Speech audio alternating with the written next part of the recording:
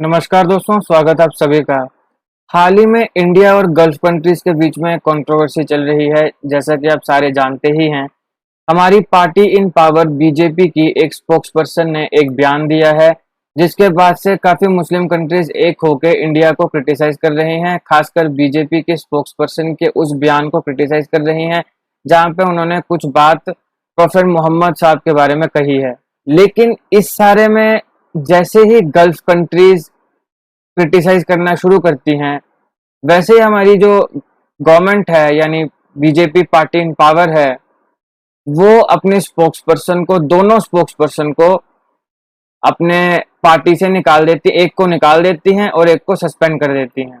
तो इससे हमें यह पता चलता है कि इंडिया के लिए गल्फ काफी इम्पोर्टेंट है। तो इस वीडियो में हम देखेंगे कि भारत के लिए गल्फ इतना क्यों इम्पोर्टेंट है, और ये काफी इम्पोर्टेंट और इन्फॉर्मेटिव वीडियो होने वाली है क्योंकि हम इसमें बहुत इंपॉर्टेंट फैक्ट्स को कवर करेंगे। इकोनॉमी से लेके तो कल्चर तक के हम फैक्ट्स को कवर करने वाले हैं। तो आप इस वीडियो को अंत तक देखिएगा। चैनल पर नए हो तो सब्सक्राइब अवश्य कर लें। देखिए, बीजेपी ने हाल ही में, जैसा मैंने कहा, कि अपने स्पोक्सपर्सन को सस्पेंड कर दिया है। अब यहाँ पे मैंने जैसे बताया कि गल्फ कंट्रीज ने जैसे ही इंडिया के जो पार्टी इन पावर है बीजेपी, उसके स्पोक्सपर्सन की जो उन्होंने बात कही थी उसको क्रिटिसाइज किया, तो एकदम से उसको सस्पेंड कर दिया गया। अब इससे पता चलता है कि गल्फ रीजन जो है वो काफी सिग्निफिकेंट है हमारे भारत के लिए। अब देखो, हम जब बात कर रहे हैं गल्फ रीजन की, तो आपको पता होना चाहिए कि गल्फ रीजन में कौन कौन से देश आते हैं। तो जो देश गल्फ रीजन में आते हैं वो हैं Saudi Arabia, Qatar, Iran, Iraq, Bahrain, Kuwait, United Arab अमीरात, ओमान, जॉर्डन और यमन, और इसके साथ साथ एक देश है इसराइल। अब इन सारे के सारे देशों में सिर्फ एक इसराइल है जो कि ज्यूज डोमिनेटेड स्टेट है, यानी कि यहाँ पे जो कंट्री में जो लोग हैं वो अधिकतर कौन हैं, ज्यूज धर्म को मानने वाले हैं। लेकिन इसके अलावा बाकी जितने भी देश हैं वो सारे मुस्लिम कंट्रीज हैं। अब ये गल्फ रीजन में जितनी मुस्लिम कंट्रीज आती हैं वो दुनिया की जितनी मुस्लिम पॉपुलेशन है उसकी 1/5 पॉपुलेशन को रिप्रेजेंट करते हैं। दुनिया की 1/5 जो मुस्लिम पॉपुलेशन है वो इन गल्फ कंट्रीज में, गल्फ रीजन में रहती है। अब ये जो कंट्रीज हैं ये among the strongest voices of Muslim world, की जो मुस्लिम दुनिया है उसकी ये स्ट्रॉन्गेस्ट वॉइस मानी जाती है। Saudi, Qatar, Iran, Iraq, Bahrain, Kuwait, United Arab अमीरात, ओमान, जॉर्डन और यमन। अब यहाँ पे आप देखिएगा कि जैसे कि ईरान के साथ इनकी नहीं बनती, यमन के साथ इनकी नहीं बनती, लेकिन अब क्योंकि इंडिया में कोई चीज हुई है तो ये सारे के सारे देश जो हैं भले एक दूसरे के साथ नहीं बनती, लेकिन एक स्वर में ये भारत को क्रिटिसाइज कर रहे हैं। अब बात करते हैं कि ये जो रीजन है ये क्यों इम्पोर्टेंट है भारत के लिए। देखो, 3 मुख्य कारण हैं: ट्रेड, ऑयल, रेमिटेंस। हमारा इनके साथ बहुत जबरदस्त ट्रेड है। ऑयल के लिए हम इन कंट्रीज के ऊपर बहुत हद तक निर्धारित हैं, और इन कंट्रीज में बहुत से लोग हमारे भारतीय जो हैं वो काम करते हैं, जिनसे हमें रेमिटेंस आता है, पैसा आता है। रेमिटेंस का मतलब होता है कि कुछ चीज देना, सेंड करना, either in the form of money और in the form of gift. ये मतलब एक्चुअल डेफिनेशन बनती है रेमिटेंस की। तो इस केस में जो रेमिटेंस का मतलब है वो है कि जो पैसा इन कंट्रीज से हमारे देश में आता है, कि जैसे मान लो कि किसी का बच्चा, मान लो जैसे सऊदी अरेबिया में काम करता है, तो वो पैसा कमाता है, महीने का पैसा देता है अपने माँ बाप को या बीवी बच्चों को या जो भी है। तो वो क्या बन गया, वो बन गया हमारा रेमिटेंस। तो ये 3 मुख्य चीजें हैं जिसकी वजह से ये रीजन हमारे लिए बहुत इंपॉर्टेंट है: ट्रेड, ऑयल और रेमिटेंस। अब हम एक एक करके इन तीनों के बारे में बात करेंगे। सबसे पहले अगर हम बात करें ट्रेड की, तो गल्फ कॉपरेशन काउंसिल जो है वो एक मेजर ट्रेडिंग पार्टनर है इंडिया का। अब गल्फ कोऑपरेशन काउंसिल जो है इसमें कौन कौन सी कंट्रीज आती हैं उनको मैंने आपको याद करवाया है एक ट्रिक के साथ। तो आप उस ट्रिक को देखने के लिए मेरी डिस्क्रिप्शन में जाइए, वहां पे आपको गल्फ कोऑपरेशन काउंसिल में कौन कौन सी कंट्रीज हैं उनको याद करने का ट्रिक मिल जाएगा। डिस्क्रिप्शन बॉक्स में चेक करिएगा, या फिर आप मेरी प्लेलिस्ट में जाइए जीके ट्रिक्स, वहां पर आपको मेरे द्वारा बनाए गए बहुत ज्यादा ट्रिक्स मिल जाएंगे जो आपके एग्जामिनेशन के लिए बहुत इंपॉर्टेंट है। तो आप इस प्लेलिस्ट में जाके सारे के सारे जितने मैंने जीके ट्रिक्स बनाए हैं उनको एक बार जरूर देखिएगा। तो गल्फ कोऑपरेशन काउंसिल जो है वो भारत के लिए एक मेजर ट्रेडिंग पार्टनर के रूप में इमर्ज हुआ है, उभर कर आया है। और गल्फ कोऑपरेशन काउंसिल में एक वास्ट पोटेंशियल है भारत का फ्यूचर में इन्वेस्टमेंट पार्टनर बनने का। अब हम एक एक करके अगर बात करें तो सबसे पहले आता है यूएई, जो कि तीसरा सबसे बड़ा ट्रेडिंग पार्टनर है यूएसए और चाइना के बाद। तो भारत की अगर हम बात करें तो सबसे पहले जो सबसे बड़ा ट्रेडिंग पार्टनर है हमारा वो है यूएसए, उसके बाद हमारे पास आता है चाइना और फिर हमारे पास आता है यूएई। ये तीसरा बड़ा ट्रेडिंग पार्टनर है, इसको याद रखिएगा, बहुत इंपॉर्टेंट है। सेकंड लार्जेस्ट है for both import and export.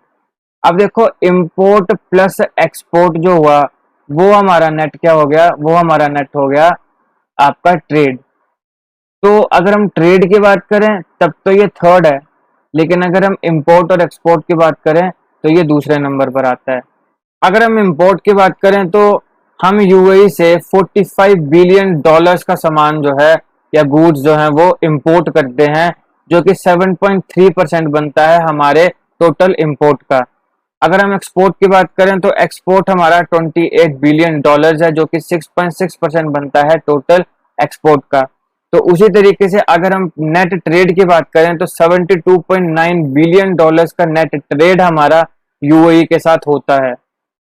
तो इससे आप पता लगा सकते हो कि यूएई या फिर आगे हम और भी देखेंगे कि गल्फ रीजन जो है वो कितना इंपॉर्टेंट है अगर हम ट्रेड की बात करें। 45 बिलियन डॉलर का इंपोर्ट, 28 बिलियन डॉलर का एक्सपोर्ट। अब हमने बात करी कि यूएई जो है वो थर्ड लार्जेस्ट ट्रेडिंग पार्टनर है, तो हमें यह भी देखना होगा कि यूएसए और चाइना के साथ हमारा कितना ट्रेड है।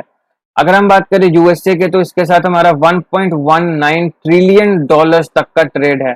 अब यहाँ पे बात ट्रिलियंस में है कि 1.19 ट्रिलियन डॉलर का हमारा ट्रेड यूएसए के साथ है, 1.15 ट्रिलियन डॉलर्स का ट्रेड हमारा चाइना के पास है। तो ये भी आप फैक्ट्स के, जीके फैक्ट्स के पॉइंट ऑफ व्यू से अगर याद रखना चाहें तो रख सकते हैं। फिर आता है सऊदी अरेबिया।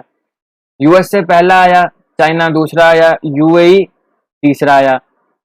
जो सऊदी अरेबिया ये चौथा लार्जेस्ट ट्रेडिंग पार्टनर है भारत का, तो ये आपने चार याद रखने हैं। Fourth largest trading partner of India is Saudi Arabia. अगर हम एक्सपोर्ट की बात करें तो 8.76 बिलियन डॉलर का एक्सपोर्ट हम इसको करते हैं। और ये जो मैं आपको आंकड़े बता रहा हूँ ये मुख्यतः 2020-21 के हैं, ठीक हो गया। और जो परसेंटेज कितना परसेंट बनता है, 2.07% बनता है। अगर हम इंपोर्ट की बात करें तो 34.1 बिलियन डॉलर यानी कि 7% का इंपोर्ट हम सऊदी अरेबिया से करते हैं। ईरान की अगर हम बात करें फिफ्थ लार्जेस्ट ट्रेडिंग पार्टनर था। और देखो ईरान के साथ हमारे रिश्ते काफी समय से मजबूत रहे हैं। ईरान का चबाहर पोर्ट भी हमने बनाया है और वैसे भी काफी सालों से हमारा और ईरान का रिश्ता काफी अच्छा रहा है। पहले हम सबसे ज्यादा ऑयल ईरान से ही खरीदते थे, लेकिन अब जब जैसे यूएसए की सैंक्शन इसके ऊपर लगी हैं तो अब जो हमारा ईरान से जो कच्चा तेल है वो खरीदने की जो क्वांटिटी है वो कम हो गई है due to US sanction. Otherwise पहले हम इस देश से सबसे ज्यादा तेल खरीदा करते थे। नेट ट्रेड अगर इसके साथ हम बात करें तो 34.3 बिलियन डॉलर्स है नेट ट्रेड हमारा, किसके साथ, ईरान के साथ। फिर अगर हम बात करें कतर की, जिसने सबसे पहले इनिशिएटिव लिया है, और इतना ही नहीं कतर और कुवैत में तो ये जो स्पोक्स पर्सन ने जो भी बात कही है इसकी वजह से वहां पे जो बड़े बड़े मॉल्स हैं वहां पे भारतीय सामान भी अब बाहर फेंका जा रहा है कि हम अपने देश में भारत में बनाया हुआ गुड्स को नहीं बेचेंगे। तो कतर में तो सबसे पहले कतर ने शुरुआत करी थी। कतर ने तो पब्लिक अपॉलॉजी मांगी हुई है हमारी गवर्नमेंट से, जो इंडिया की हमारी गवर्नमेंट है। तो टोटल ट्रेड अगर कतर के साथ हम देखें तो 15 बिलियन डॉलर है, जो कि 1.4% बनता है हमारे नेट ट्रेड का। लेकिन कतर हमारे लिए इसलिए इंपॉर्टेंट है क्योंकि ये भारत का मोस्ट इंपॉर्टेंट सप्लायर है नेचुरल गैस का। अब देखो कतर में नेचुरल गैस के भंडार बहुत हैं और ये हमारा सबसे बड़ा और सबसे इम्पोर्टेंट सप्लायर है नेचुरल गैस का। कतर के ऊपर हम बहुत ज्यादा डिपेंड करते हैं नेचुरल गैस के लिए। तो ये भी एक चीज है कि हम नहीं, मतलब अगर हम इनके साथ बिगाड़ लेते हैं तो फिर हमें भी नुकसान होगा। ऐसा नहीं है कि हमें ही होगा, इन्हें भी होगा, क्योंकि हम भी बड़ा चीजें देते हैं लेकिन फिर हमें भी होगा। तो नेचुरल गैस में बहुत ज्यादा हमें जो है वो डिपेंडेंस हमें देखने को मिलती है भारत की कतर में। भारत का जितना टोटल नेचुरल गैस इंपोर्ट है उसका 41% कतर से आता है। तो सोच लो कि 100 में से 41% जो है हमारा वो हम कतर से खरीद रहे हैं क्या, नेचुरल गैस। ये याद रखिएगा। अब क्योंकि ये देश खबरों में है तो पूछा जा सकता है कि भारत का most important supplier of natural gas कौन है, तो कतर है, याद रखिएगा। अब ये हो गया ट्रेड की बात करते हैं ऑयल की। अगर हम ऑब्जर्वर रिसर्च फाउंडेशन की एक रिपोर्ट की माने तो more than 84% of India petroleum demand met with import. Bharat में 100 में से जो 84% तेल है ना, वो हम इंपोर्ट करते हैं। मतलब 84% जो डिमांड है हमारी, वो हमें इंपोर्ट करने पड़ती है अपने डिमांड को पूरा करने के लिए पेट्रोलियम की। और इसमें क्रूड ऑयल और पेट्रोलियम प्रोडक्ट्स दोनों आते हैं। अब देखो, पर्शियन गल्फ कंट्रीज का जो शेयर है इंडिया के क्रूड ऑयल इंपोर्ट में, वो 16% और उससे ज्यादा ही रहा है पिछले 15 सालों से। तो ऐसा नहीं है कि हम सिर्फ गल्फ से ही खरीदते हैं, हम बाकी देशों से भी खरीदते हैं, लेकिन गल्फ जो है वो भी इम्पोर्टेंट रहा है। अगर हम ऑयल की बात करें, 16% से ज्यादा जो हमारा इम्पोर्ट है वो इन्हीं देशों से, गल्फ और खासकर जो पर्शियन गल्फ कंट्रीज हैं उन्हीं से होता आया है पिछले 15 सालों से। तो पिछले 15 सालों से 16% हमारी डिमांड जो है वो ऑयल की इन कंट्रीज से पूरी होती है, crude oil as well as petroleum products. अब हम बात करते हैं रेमिटेंस की। रेमिटेंस मैंने आपको बताया क्या होता है। रेमिटेंस होता है जो पैसा, जो धन यहाँ पे भारतीय कमा रहे हैं और वो भारत को वापस दे रहे हैं, उसको बोलते हैं रेमिटेंस। अब अगर एमईए यानी मिनिस्टर ऑफ एक्सटर्नल अफेयर्स की माने तो 13.46 मिलियन इंडियन सिटीजन जो है वो अब्रोड में रहते हैं। अब्रोड में रहते हैं, मैंने ये नहीं बोला कि गल्फ में रहते हैं। अब्रोड यानी कि विदेश। तो 13.46 मिलियन भारतीय हमारे सिटीजन हैं जो विदेशों में रहते हैं, लेकिन इनसे मेजोरिटी जो ये विदेशों में जो लोग रहते हैं वो गल्फ में रहते हैं। बात समझ रहे हो? इंडियन सिटीजन जो अब्रॉड में रहते हैं वो क्या बने? वो बने हमारे एनआरआई। समझ गए? अगर इन एनआरआईज में हम ऐड कर दें पर्सन ऑफ इंडियन ओरिजिन। अब एनआरआई और पर्सन ऑफ इंडियन ओरिजिन में क्या फर्क है? एनआरआई जो देश छोड़ के किसी और देश में परमानेंट रहने के लिए नहीं गया है, सिर्फ और सिर्फ पैसा कमा रहा है, वो बन गया एनआरआई। और पर्सन ऑफ इंडियन ओरिजिन है कि वो जो लोग हैं वो भारतीय और ओरिजिन के हैं, भारतीय मूल के तो हैं, लेकिन अब वो किसी और देश में रहने शुरू कर दिए हैं। उस देश के उन्होंने सिटीजनशिप जो है वो ले ली है, उस देश की सिटीजनशिप उन्होंने ले रखी है। तो हमारे यहाँ पे ड्यूल सिटीजन नहीं है। ड्यूल सिटीजन मतलब कई देशों में ऐसा होता है कि तुम दो देशों की सिटीजनशिप ले सकते हो, लेकिन भारत में ऐसा नहीं है। भारत में एक ही सिटीजनशिप है, वही आपको, अगर आप भारतीय हो, भारतीय सिटीजनशिप है तो भारतीय हो। जैसे ही आप किसी और देश की सिटीजनशिप लेते हो, भारत की सिटीजनशिप नल एंड वॉइड हो जाती है। तो पर्सन ऑफ इंडियन ओरिजिन के जो मूल भारतीय हैं, जिनके पूर्वज भारतीय थे, लेकिन आज ना तो वो भारत में रह रहे हैं, ना उनके बच्चे भारत में रह रहे हैं, और वो आज किसी और देश के, और उनके बच्चे आज किसी और देश के सिटीजन बन चुके हैं। तो अगर हम एनआरआई के साथ पर्सन ऑफ इंडियन ओरिजिन की भी बात करें तो ये टोटल जो पॉपुलेशन है ये 32 मिलियन से भी ज्यादा बन जाती है। लेकिन अगर हम सिर्फ और सिर्फ एनआरआई की ही बात करें, यानी कि 13.46 million Indian citizen who work abroad, इनकी ही बात करें तो गल्फ जो है इसमें एक लार्जेस्ट नंबर इनका देखने को हमें मिलता है। 13.4 मिलियन एनआरआई में से मैक्सिमम जो है वो आपको गल्फ रीजन में देखने को मिलेंगे।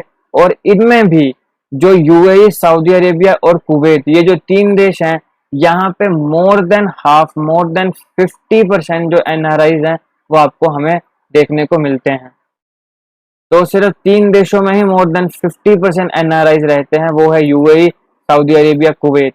तो ये जो हमारे भारतीय वहां पे काम कर रहे हैं, इन लोगों की रोजी रोटी, सुरक्षा और नौकरी, इसके लिए भी जरूरी है कि हम इन देशों के साथ मिल के, बांट के और अच्छे से रिश्ते बना के रखें।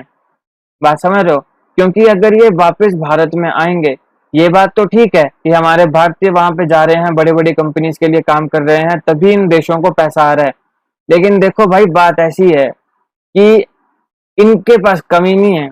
अगर ये भारतीयों को नहीं लेंगे तो फिर ये अफ्रीका अफ्रूका से ले आएंगे, क्या हो गया? लेकिन हमें तो इनसे पैसा आ रहा है ना, और हमारे भारतीय वहां पे अच्छी रोजी रोटी कर रहे हैं, कमा रहे हैं।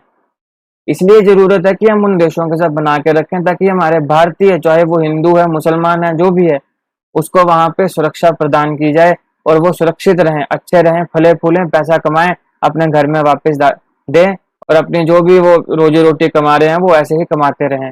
मोर देन 50% एनआरआई सिर्फ इन 3 देशों में रहते हैं, यूएई, सऊदी अरेबिया, कुवैत।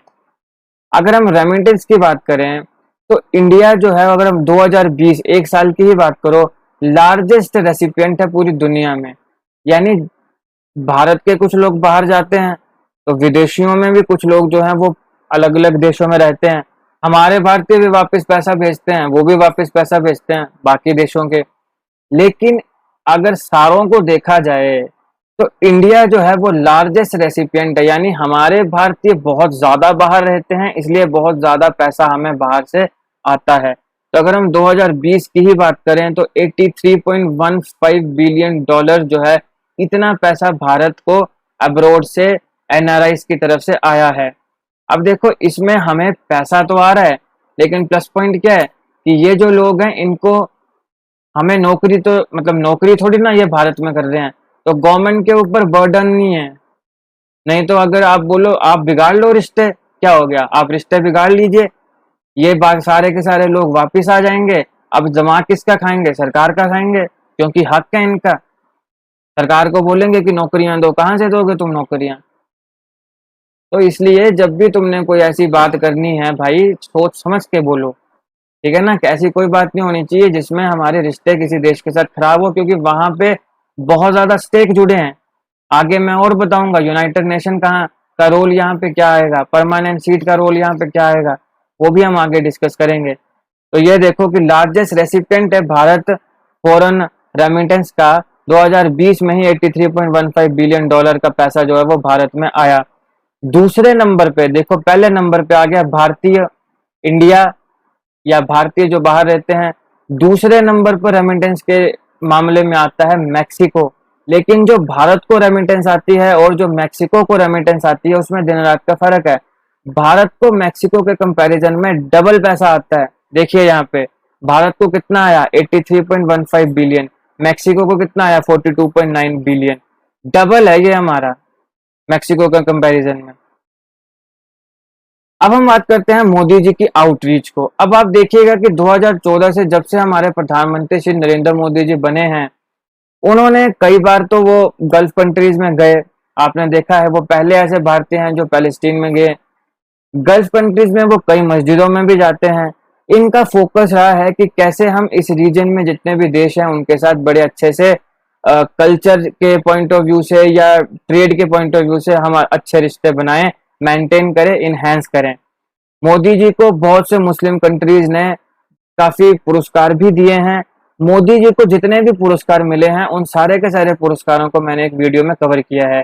बहुत इंपॉर्टेंट है, अगर आप चाहें तो देख सकते हैं, लिंक मैं आपको डिस्क्रिप्शन बॉक्स में दे दूंगा। इस वीडियो को भी जरूर देखिएगा और जो मैंने ट्रिक आपको पहले बताया था उसको भी जरूर देखिएगा, आपके एग्जाम के लिए काफी इंपॉर्टेंट रहेगा।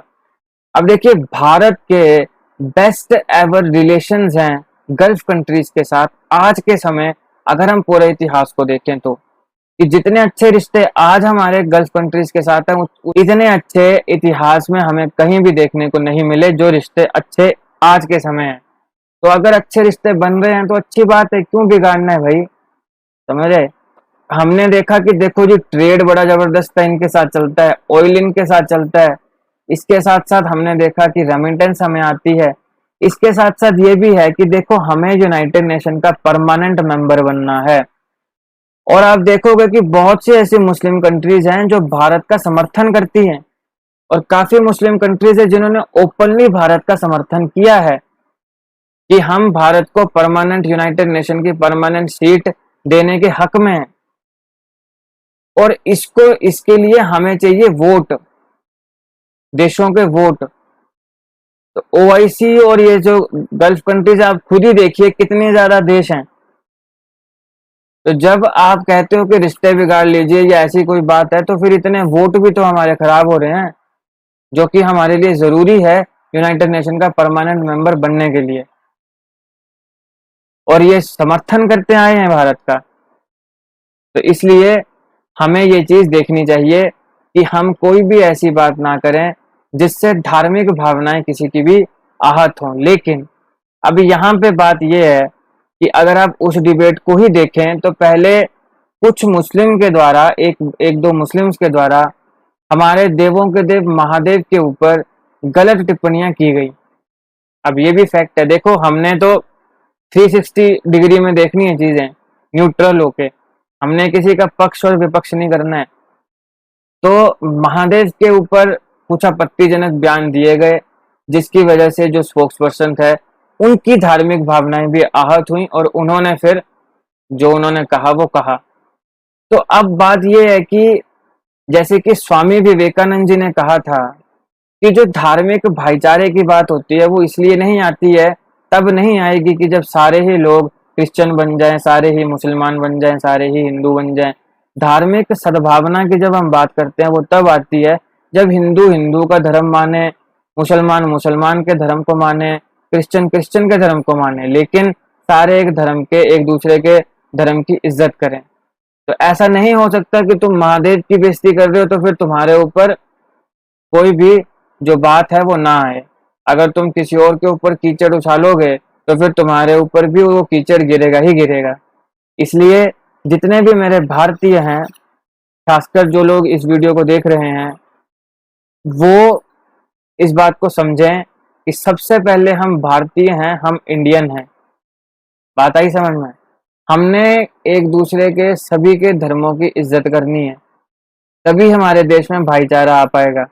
ऐसा नहीं करना है कि तुम्हें ऐसा लगे कि जी हमारा धर्म तो हमारा धर्म है, लेकिन हम किसी भी धर्म को और किसी भी भगवान को, दूसरे धर्म के भगवानों को गालियां दे सकते हैं।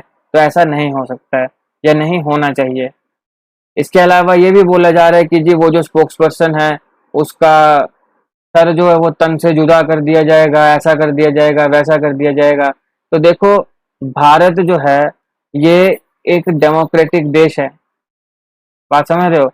अब ये सब चीजें जो है ये शरीयत में होती हैं, शरीयत में होती हैं, यानी कि ये चीजें मतलब कि जैसे मुस्लिम कंट्रीज में होती है। भारत जो है वो डेमोक्रेसी है, यानी कि यहाँ पे सुप्रीम लॉ जो है इस लैंड का वो है constitution of India. Constitution of India में अगर ये चीजें हैं तो ठीक है, लेकिन भारत के संविधान में तो ये चीजें नहीं हैं। तो इसलिए कानून भी कोई अपने हाथ में ना ले, और जो भी इन्वेस्टिगेशन वगैरह होनी चाहिए या जो भी चीजें हैं वो कानून के अंदर रहकर ही हों। बात ये है। और हम ये याद रखें कि हम सब भारतीय हैं, इसलिए हमने कोई भी एक दूसरे के धर्म को ऊंचा नीचा नहीं देखना है, सबको बराबर के रूप में देखना है। क्योंकि धर्म धर्म होता है, सब धर्म अच्छे होते हैं, लेकिन धर्म के इंटरप्रेटर या मानने वाले ही गलत होते हैं, जो अपने तरीके से इंटरप्रिटेशन करते हैं। तुम किसी के भगवान को बेइज्जती करोगे तो तुम्हारे भगवान पर फिर सवाल ऑटोमेटिक से बन ही जाएंगे, क्योंकि धार्मिक आस्थाएं सभी की हैं। तो इसलिए हम ऐसी कोई बात ना करें जिससे किसी की भी धार्मिक आस्थाएं हर्ट हों। इस चीज के ऊपर आप लोगों का क्या कहना है मुझे कमेंट बॉक्स में बताइएगा। अगर आपको मेरी वीडियो, मेरी एक्सप्लेनेशन या मेरी थॉट्स अच्छी लगी हो तो आप मेरी वीडियो को ज़्यादा से ज़्यादा लोगों तक पहुंचाइएगा, शेयर करिएगा। ये था इस टॉपिक का एनालिसिस। आई होप आपको ये वीडियो अच्छी लगी हो। अगर आपको अच्छी लगे तो लाइक करिएगा, और जैसे मैंने कहा कि शेयर करिएगा, और ऐसे ही जीके वीडियोस के लिए अभी हमारे साथ जुड़िए, हमारे चैनल को सब्सक्राइब करिए। Thank you for watching.